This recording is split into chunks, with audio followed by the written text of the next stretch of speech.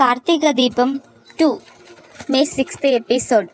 దీప ఇంటికి కిల్లర్ వచ్చాడు. తెలివిగా కార్తీక్ ఉండగానే దీప నోరు నొక్కి ఆమెను కత్తితో పొడి చేసి కింద పడేసి పారిపోయాడు. ఈ క్రమంలోనే దీప చావు బతుకుల మధ్య అల్లాడిపోతూ ఉండగా కార్తీక్ చూశాడు. మరి దీపకి ఏమవుతుంది అని ఉత్కంఠ కొనసాగుతుండగానే కథ పూర్తయింది. ఆ వివరాలే చూద్దాం. కార్తీక దీపం సీజన్ 2 స్టార్ట్ అయ్యి నేటికి 350 రోజులు పూర్తయింది. రోజుకో ట్విస్టుతో కథనాన్ని చాలా ఉత్కంఠగా తీసుకొని వెళ్తున్నారు డైరెక్టర్. దీప ఎంత బాగా నటించినా ఆమె కార్తీక్ పక్కన హీరోయిన్గా సరిపోవడం లేదని చాలామంది అభిమానులు విమర్శిస్తున్నారు. కథనం ట్విస్టులు విషయానికి వస్తే పేరు పెట్టేలా లేదు మన కార్తీక దీపం. దీప కాస్త స్లిమ్ అయితే బాగుండు అనేది అభిమానుల రిక్వెస్ట్. ఈ క్రమంలోనే దీప చావుకు ముహూర్తం పెట్టేసింది జో. గౌతమ్తోనే మర్డర్కి ప్లాన్ చేయించి అభిమానులకు పెద్ద షాక్ ఇచ్చింది. గత ఎపిసోడ్లో దశరథను చంపించి దీపను జీవితాంతం జైల్లోనే ఉంచాలనుకున్న జో కుట్ర బయటపడింది. అందుకోసం రమ్మేవాల బస్తీ రౌడీ సత్తిపండు సాయం తీసుకుంది. అంటే ఆ రోజు దశరథ్ బాడీలో దిగిన బుల్లెట్ సత్తిపండు కాల్చిన గన్లోనిదని ప్రేక్షకులకు క్లారిటీ వచ్చేసింది. ఈ క్రమంలోనే జో మీద అనుమానం మొదలైన పారు దూరం నుంచి సత్తిపండు జోలు మాట్లాడుకునే సీన్ చూసి చాలా వరకు అర్థం చేసుకుంది. ఒకవేళ దాసుని దశరథుని ఇదే చంపాలనుకుందా? అదే నిజమైతే జోష్నను నేను వదిలిపెట్టను అని మనసులో ఫిక్స్ అయింది పారు. ఇక జో సత్తిపండును కలిసిన వెంటనే గౌతమ్ని కలిసి దీపే మన పెళ్లికి అడ్డం అనే విధంగా మరోసారి ఎక్కిస్తుంది.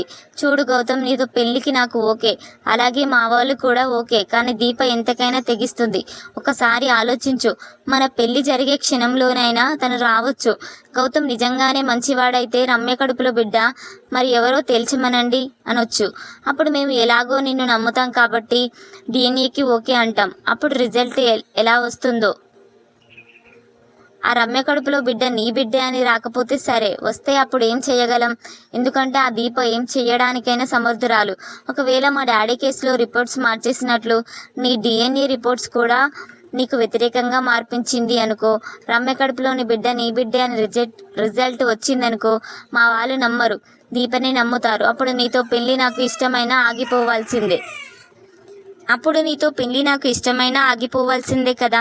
అన్నిటికీ కారణం దీపే. గౌతమ్, దీప మన పెళ్లి ఆపకపోతే సరిపోతుంది. జో అలా చెబుతుంటే డిఎన్ఏలో ఖచ్చితంగా ఆ బిడ్డ నా బిడ్డే అని వస్తుంది అనుకుంటాడు గౌతమ్ మనసులో. వెంటనే జోష్నతో అంటే అన్నిటికీ కారణం దీపే, తనే లేకుండే చేస్తే సరిపోతుంది కదా. నువ్వు నాతో పెళ్లికి ఓకే కదా, నువ్వు నన్ను నమ్ముతున్నావు కాబట్టి నీతో పెళ్లి జరగడం కోసం ఆ దీపను లేపించేస్తాను. నేను ఒక వ్యక్తిని కలవడానికి వెళ్ళాలి. దీపం మన దారికి అడ్డం వస్తుంది కాబట్టి తనకు చావు తప్పదు అంటాడు గౌతమ్. వెంటనే జో బిల్డప్గా, గౌతమ్ మరోసారి ఆలోచించు, పాపం దీపని చంపడం కరెక్టేనా అని నటిస్తూ అడుగుతుంది. ఇక గౌతమ్ జోష్నతో, లేదు జోష్న, మన జోలికి రానంత వరకు ఓకే, వస్తే ఎవరిని వదిలిపెట్టకూడదు, పెళ్లికి సిద్ధమైపో, ఇక దీప ఈ లోకంలో ఉండదు అన్నట్లుగా మాట్లాడి వెళ్ళిపోతాడు. వెంటనే జో నవ్వుకుంటూ, దీప నీ చావు నీ దగ్గరకు వస్తుంది, కాసేపట్లో చస్తావు, ఇక మనం సంతాప సభలో కలుద్దామని రగిలిపోతుంది. నిజానికి గౌతమ్ అంత పెద్ద క్రిమినల్ అయితే దీపను చంపాల్సిన అవసరం లేదు, రమ్యనే లేకుండా చేస్తే సరిపోతుంది కదా. ఎటు తిరిగినా హీరోయిన్ దగ్గరికి రావాలి, కష్టమైన నష్టమైన.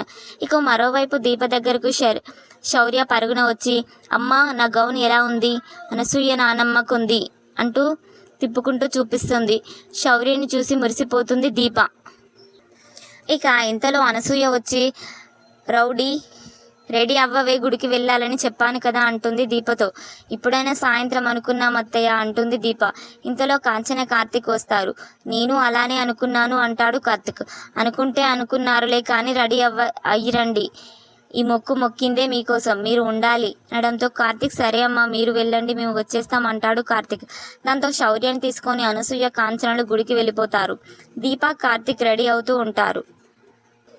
ఇక దీప అందంగా చీర కట్టుకొని బొట్టు పెట్టుకొని ముస్తాబవుతుంటే కార్తీక్ వచ్చి, ఈ పువ్వులంటే ఇంత అందంగా కనిపిస్తున్నాయని పువ్వులను తెస్తాడు. ఇటు ఇవ్వండి నేను పెట్టుకుంటాను అంటే, తిరగవమ్మ అని కార్తీక్ దీపకు పువ్వులు పెడతాడు. దీప చాలా మురిసిపోతుంది. కార్తీక్ ప్రేమగా మాట్లాడుతూ ఉంటాడు దీపతో. ఇంతలో ఒక ముసుగు వ్యక్తి గోడ దూకి ఆ ఇంట్లోకి నడవడం చూపిస్తారు. ఆ విషయం దీప కార్తిక్లకు తెలియదు. ఇంతలో శౌర్య కాల్ చేయడంతో దీప త్వరగా శౌర్య కాల్ చేస్తుంది. నేను సైకిల్ దగ్గరుంటాను అని కార్తిక్ చెప్పి బయటకు వెళ్తాడు. ఇక దీప సరే అనడంతో కార్తిక్ బయటకు వెళ్ళిపోతాడు. కార్తిక్ని చూసిన ఆ ముసుగు వ్యక్తి చాటుగా గోడ పక్కకు నక్కుతాడు. మరోవైపు దీప కర్టెన్స్ అవి వేస్తూ బయటకు నడుస్తుంటే వెంటనే ఆ కిల్లర్ దీప దగ్గరకు వెళ్ళి నోరు నొక్కిస్తాడు. వెంటనే కత్తి తీసి దీప కడుపులో కసకస పొడిచేస్తాడు. దీప అరవడానికి లేకుండా కాసేపు ఆగుతాడు. దీప కడుపులోంచి చాలా రక్తం పోతూ ఉంటుంది. కార్తిక్ మాత్రం బయట నుంచి శౌర్యతో మాట్లాడి దీప త్వరగా రా, అక్కడ అన్ని ఏర్పాట్లు అయిపోయాయంట అని అరుస్తుంటాడు. దీప బాగా నీరసించిన క్షణంలో ఆ కిల్లర్ దీప నోటికి అడ్డుగా పెట్టిన తన చేయిని తీసేసి దీపను అక్కడ గుమ్మం ముందు పడేసి కావాలని ఆ తలుపు జారేసి వెళ్ళిపోతాడు. అయితే కార్తిక్ ఎంత పిలిచినా దీప రాకపోయేసరికి కార్తికే లోపలికి వస్తాడు. దీప ఎక్కడ కనిపించదు. దీప దీప అంటూ ఆ గుమ్మం దాకా వస్తాడు.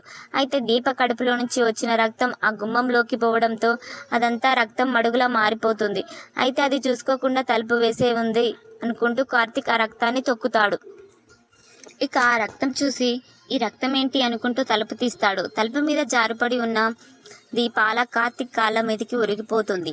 అది చూసి కార్తిక్ బిత్తరపోతాడు. దీప దీప అంటూ పట్టుకుని చుట్టూ చూస్తాడు. అక్కడ ఎవరు ఉండరు. దీప మాత్రం రక్తపు మడుగులో నొప్పిని భరించలేక అల్లాడిపోతూ ఉంటుంది. వెంటనే ఆసుపత్రికి తీసుకుని వెళ్ళాలి అన్నట్లుగా దీపను పట్టుకొని చూస్తాడు. అక్కడితో నేటి కథనం పూర్తయింది. దీప బతకడం కష్టమే అన్నట్లుగా చూపించారు. కానీ హీరోయిన్ కాబట్టి బతికేస్తుంది. చూద్దాం ఏం జరుగుతుందో. ఇలాంటి మంచి మంచి వీడియోస్ కోసం నా ఛానల్ని సబ్స్క్రైబ్ చేయండి, షేర్ చేయండి, లైక్ చేయండి, వీలైతే కామెంట్ చేయండి. నైస్ అని కానీ అస్సాం అని కానీ. Thank you.